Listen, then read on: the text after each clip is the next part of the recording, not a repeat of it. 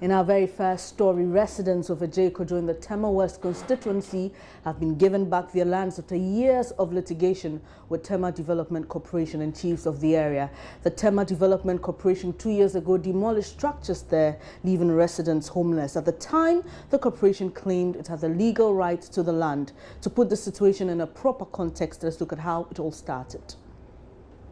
Exactly 2 years ago, TDC officials moved to the site with armed military and police personnel in a two-week operation to pull down structures. What used to be a very vibrant community was destroyed in a demolition exercise that lasted for about 2 weeks, supervised by heavily armed police and military persons. They destroyed more than 200 homes. They brought down a number of clinics, school blocks, church structures, and now the whole place is bushy, no longer that vibrant community it used to be. And for the people who have their houses here, they are struggling to pick their lives back. It has not been easy. I now live with my family of 4 children in somebody's rented home. We rented this main building, this room, about 2 years, yes, it's exactly 2 years ago, and our advance is expired now. I'm even thinking of how to pay the advance the next year. Bushes have grown all around the area now. Rubble from the demolition exercise, including cement bricks and iron rods, remain on the land. Some 3 families are still living in UNHCR tents and makeshift wooden structures. Yeah, my belongings have been kept in someone's room, and I shelter myself under the tent. And then it's easy because the area has grown a bush. You can go any place at all and then ease yourself. Beg him to come and look for us because where we are staying, sometimes we didn't get water. Even water and light, snake and scorpion, they are biting us. See, last month, a scorpion bite me at my armpit. We are sleeping in the bush, so we are begging him to come and consider they should give our land to us. So when we can even do some small hard scrap, we can stay on it. So we are begging him to come and help us. Most of the homeowners have now become tenants in nearby communities, while some are now putting up with family and friends. Today, they protested at the site, demanding a return of their lands.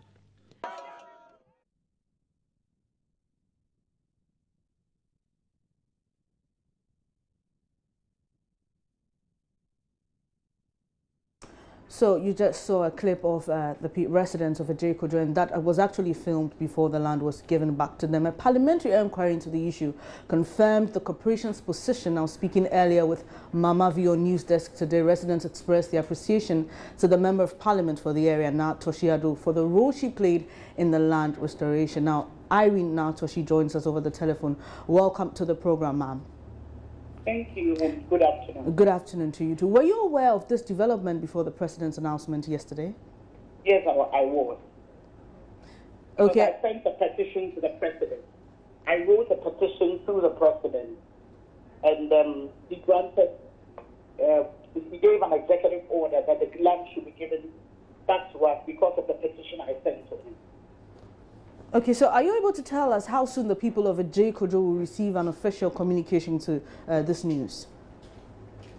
I have communicated to them, but I will speak to them over the weekend. We are going to set up a committee which comprises of myself, the assemblyman, a rep from TMA, 2 reps from TDC, and then a rep from among them. And then we're going to sit down and then see how best to go about it. But the most important thing is the fact that the President has been gracious enough to ask TDC, and the letter said on humanitarian grounds, I don't have my letter right now, that the TDC gives back the land to my people. Okay, so what about those who lost their homes and property? What's the way forward? Are you compensating them? Are you giving them back their money? What exactly are we doing about that? I petitioned the President for 1, the land, 2, some money to build, 3, regularization of all other houses over there, not just Ejekojo, Klagon, Lashibi, Batuna, and all that. For now, I must say that I'm grateful that His Excellency the President has been able to take this first step I'm going to concentrate on the first step first. Then after that, just like Oliver, then we can ask for more. All right, thank you so much for your time. Meanwhile, human rights lawyer Francis Xavier Sosu says giving back the land to the residents is not enough. He says the government must compensate the residents for their loss and trauma they went through. The president has announced that the people can have their lands back. Is that enough? Well, I don't think that is enough. But in the first place, I think it's important for us to commend the president, for that bold step of giving the land back to the indigenous, the original owners of the land.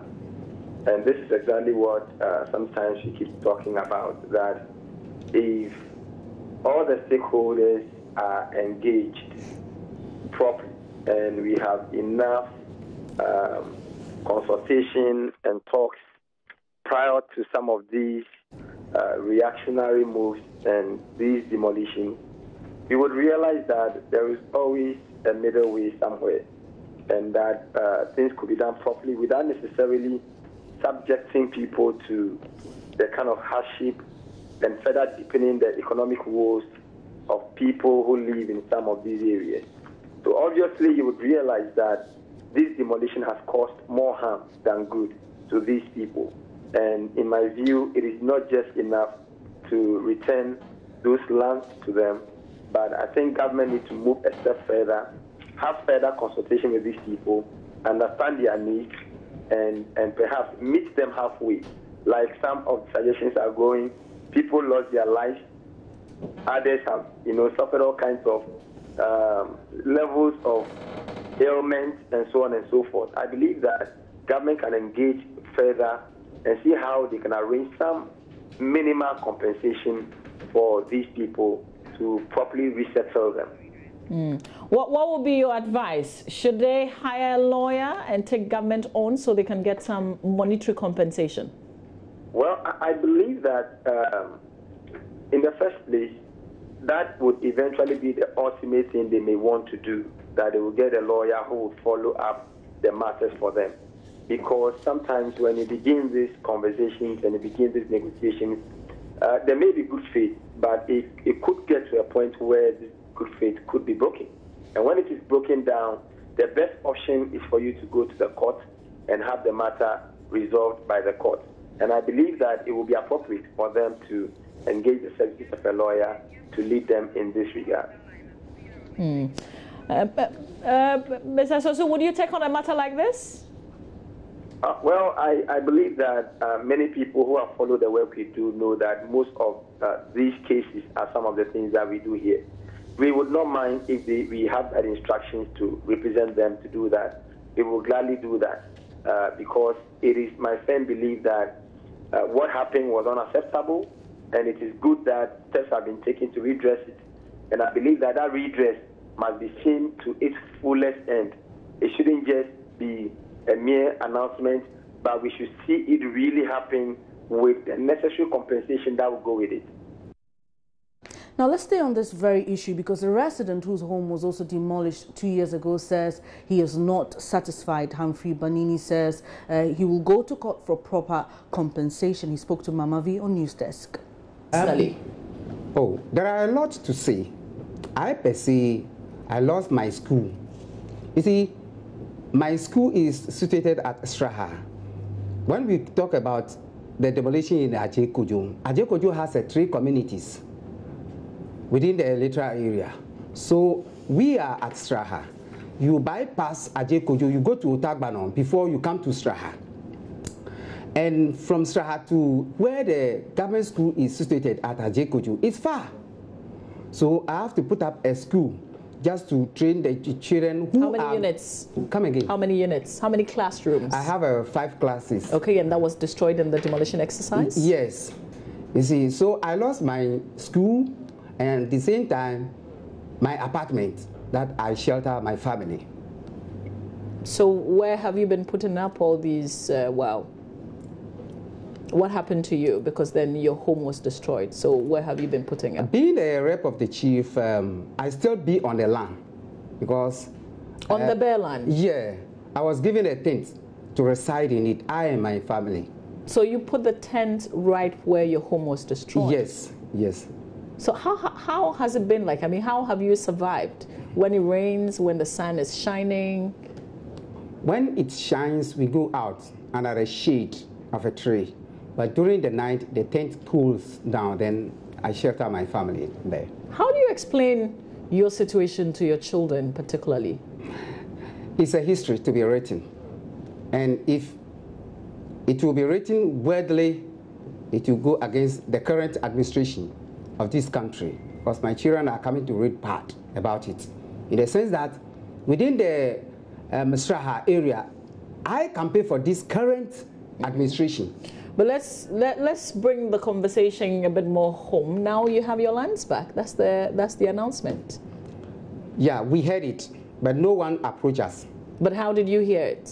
Through the nation's address by the current president. Okay, let's engage the chief of the area now on the phone. The chief's PRO will speak to us. Hello, good morning.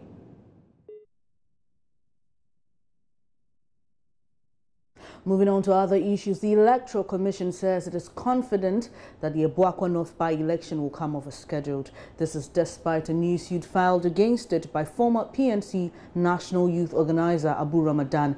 In an injunction application filed yesterday, former PNC National Youth Organizer Abu Ramadan is seeking an interlocutory injunction on all processes leading to election 2016 until the Supreme Court determines the outcome of a suit over the voters' register. Mr. Ramadan argued it will be contemptuous for the Commission to conduct the by-election in Abuakwa North using the current voters' register. He and another citizen, Evans Nimako, are plaintiffs in a case seeking to have the current voters' register cleaned up because, quote, it's not fit for purposes. But Head of Public Affairs at the Commission, Christian Owusu Pari, tells Joy News the writ is not likely to have any impact on the upcoming election. We have already sent the notices of election to the district for them to post.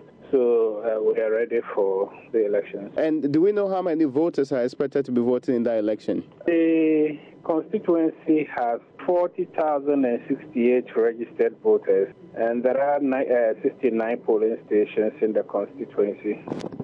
And then we will have a district inter-party advisory committee meeting in the constituency on the 24th of March, 24th and 25th of March. So that is the program basically that the public needs to know about. And so we are clear, the current challenge in the Supreme Court about the voters register will have no impact on this particular race. I do not think that it will have any impact on the register that will be used for the post, but I am not the one to make the pronouncement. Let's wait until the court makes a pronouncement. Joy News Today takes a quick breather. We'll be back with more. Please stay on.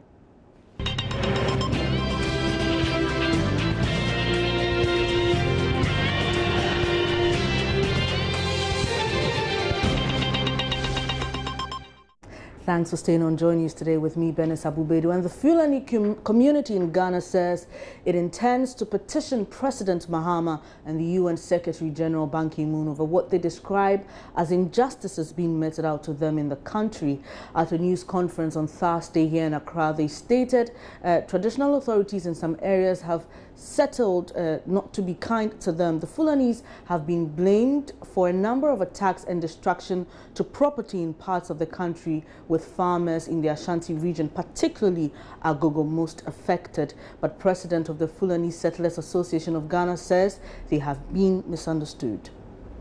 Farmers in Agogo and other farming communities in the Ashanti and Eastern regions particularly have been up in arms calling on the Regional Security Council to evict Fulani herdsmen in those areas. The natives allege the herdsmen have been causing havoc on crops and forest plantations, as well as terrorize the people with impunity. The president of the Fulani community, however, says plans to evict them are against the UN Convention. People have come to you that armed. They didn't carry barrel. They didn't arrow. They didn't carry any bow. They didn't carry any spear. They didn't carry any gun. How do you declare war on them? But they have guns. What if they have? You have to prove to me that they have guns. Who gives them that guns? You have to answer me.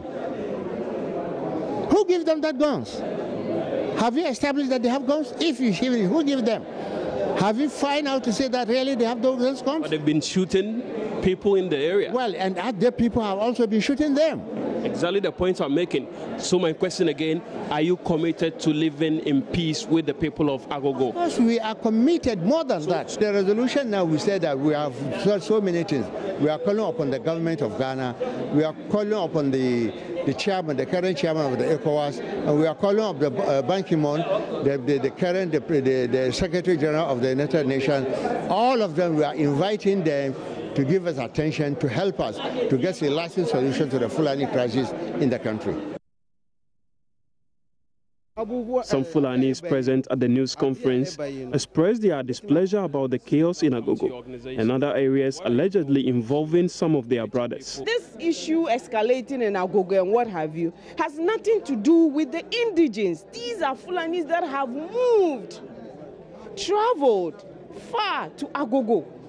You understand? They are those. Why should you live peacefully with your people, your chief, for let's say 30 years, 40 years? Then all of a sudden, why are we not hearing these problems long about 40 years back? Why is it coming up now? Don't forget, there is drought in Nigeria.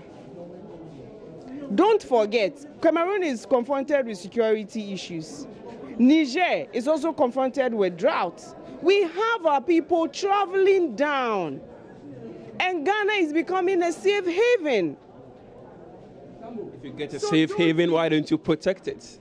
That is the issue of education again. I would want to also buttress on.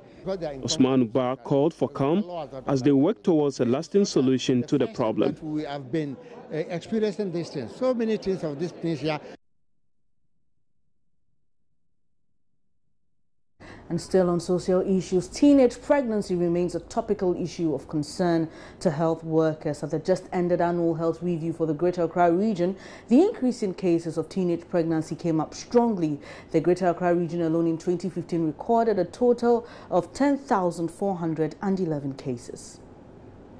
According to health professionals, there seemed to be no end in sight for the increasing cases of teenage pregnancy in the country. The Greater Accra in 2014 and 2015 saw a 6.6% increase in teenage pregnancy cases. Economic hardship coupled with literacy have been identified as major causes. Regional Director of Health, Dr. Linda Van Otu, stressed the need for an urgent stakeholder collaboration. One of the areas of concern to the region, and I believe to the whole country, is adolescent or teenage pregnancy. And these are real figures. The sad thing is that we have children as young as 10 to 14 years also becoming pregnant. And though we see a reduction, it is still not acceptable. Here it was 0.14, here it is 0.2, which means that the proportion has gone up. So it is not acceptable.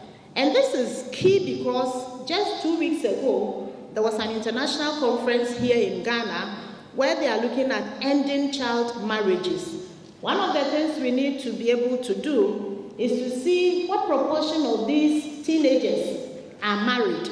And that will help in addressing child marriages. So as a region, our proportion has stayed at 6.6. And we had over 10,000 children or adolescents, 10 to 19, becoming pregnant. And there are various reasons for this. Most of it economic, others are yet to be found.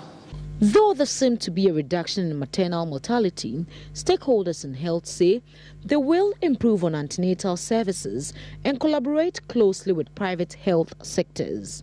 Now, when you look at the maternal mortality, we quote it as per 100,000 live births. And as a region, we are improving. We are on the downward trend, which means that if you take 100,000 women who delivered live births, the number that unfortunately died is going down. But we are not happy with the absolute figures, and so we are doing a lot to improve. Now, it will interest you to know that in this day and age, we sometimes have women brought in dead, pregnant women brought in dead, and that should not happen. And what is accounting for? Well, some of them go to prayer camps. Some of them go to other places. Some of them, when they are referred, they do not want to go. So that tells us that we need to improve upon our antenatal, because we have quite a number of them coming. And we are going to also work closely with the private sector, whether it's a maternity home or a hospital. And we are addressing these things, and we have what we call the pregnancy school. Now, at the pregnancy school, we don't just talk to the pregnant woman. We talk to the spouse.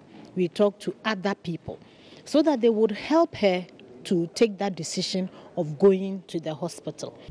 In spite of the numerous challenges faced by the Greater Accra Regional Health Directorate, the region appears to have achieved a significant reduction in neonatal deaths. The region has seen 76% reduction, which, according to the Directorate, was made possible through intervention such as Project 5 for Life, Kangaroo Mother Care, and infection prevention.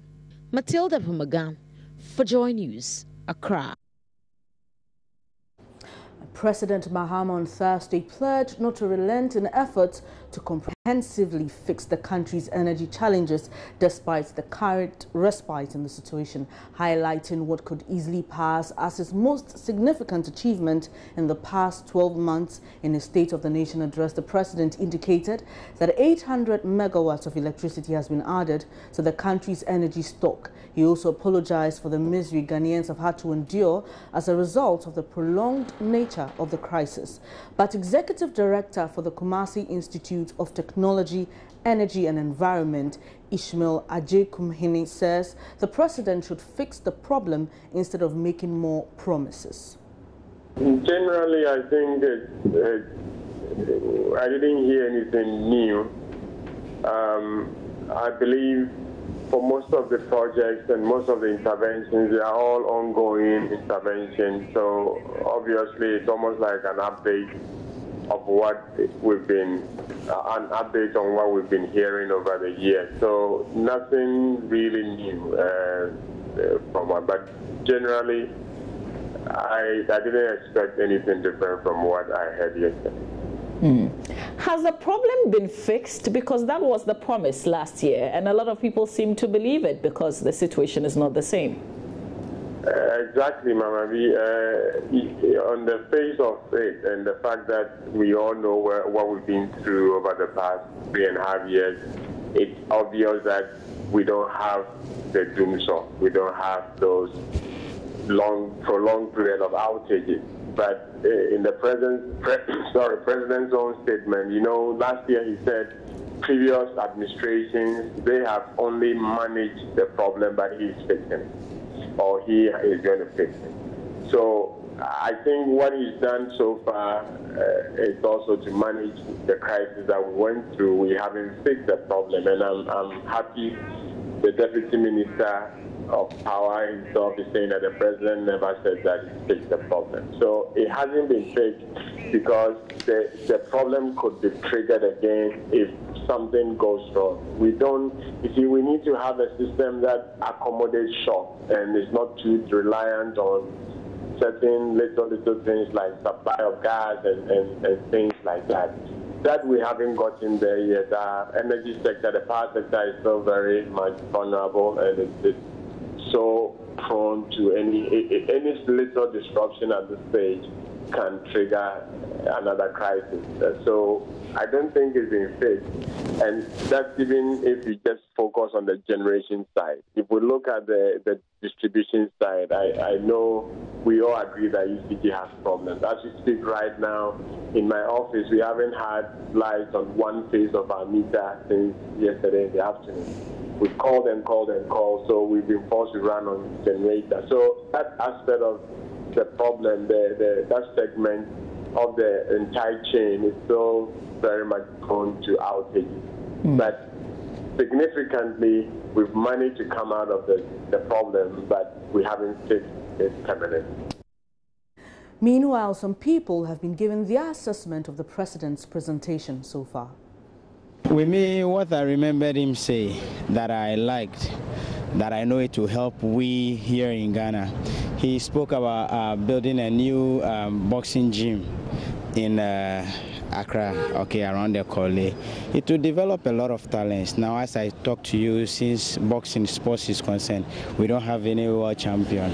And that is where we'll get the young boxers, amateur, for them to grow their talent, like how we got Azuma Nelson, Akwati, DK Poison, you can name them. From there, we can take it up from there.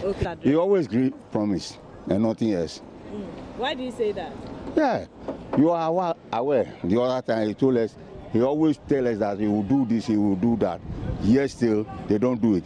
And when another year comes, he always come and repeat the same thing. What did he repeat yesterday? Okay, let's talk about the, how do you call it, the dollar. He is telling us the dollar is stable. It's not. We are all Ghanaians. We know what is going on. Now it's more than 4 cedi, or it's 4 cedi. What change has he done? He hasn't done anything. What else do you remember that he said yesterday? Oh, well, if I'll talk about so many things. But it is only the dollar that will stabilize the whole country, everything. So without changing it or without controlling it, we won't get anything out of it. So you think most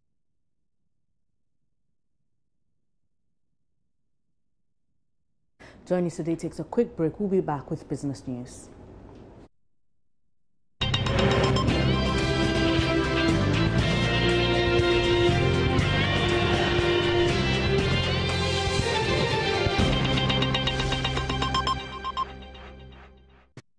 And now time for some business. And the General Agricultural Workers Union is disappointed. President Mohammed's address yesterday failed to touch on the crop sector. According to the Deputy General Secretary, Edward Karowe, the president focused on plantation crops like cocoa, coffee, and palm oil at the expense of crops like rice and groundnut.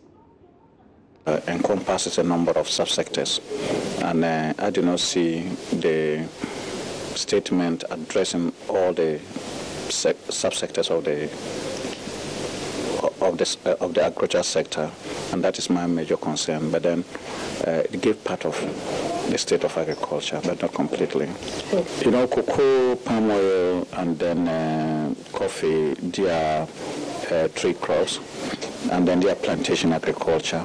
The crop subsector encompasses the cereals and the grains. You have the granules, you have the rice, you have the beans, you have all maize and so on. That is the area, that is the crop subsector. Much was not said about that. However, if you take what he has said, one has to ask whether, to what extent can we achieve that, whether would that necessarily also address our challenges within the agriculture sector. One of the major challenges is investment in the sector.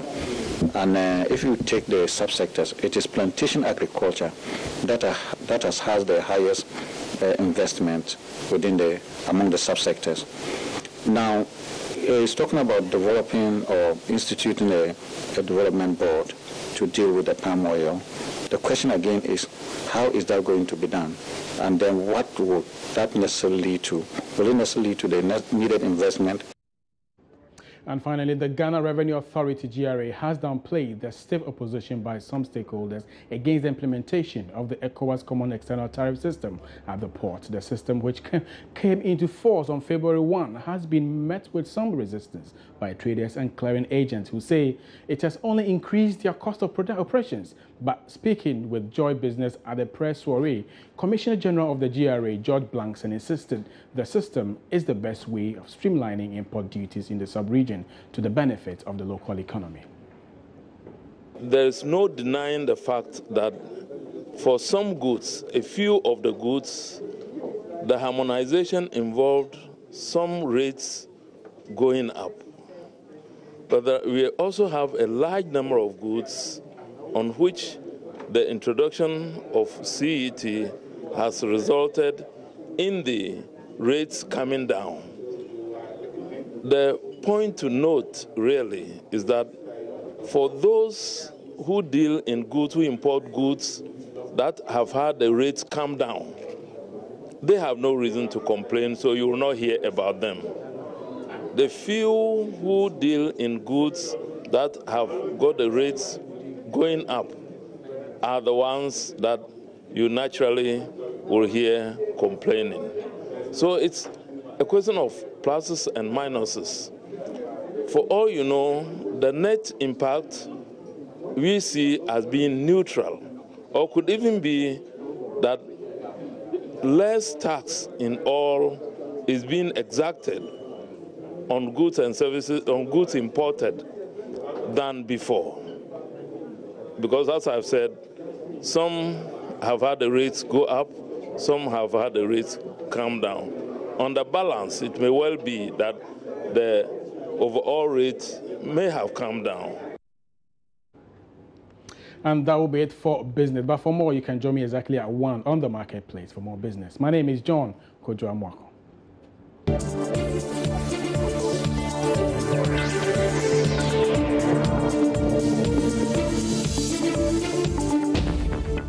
For more news, kindly log on to myjoyonline.com. I'm Bernice Abu-Beidu. Please stay on for the Marketplace, our comprehensive business program. That's next.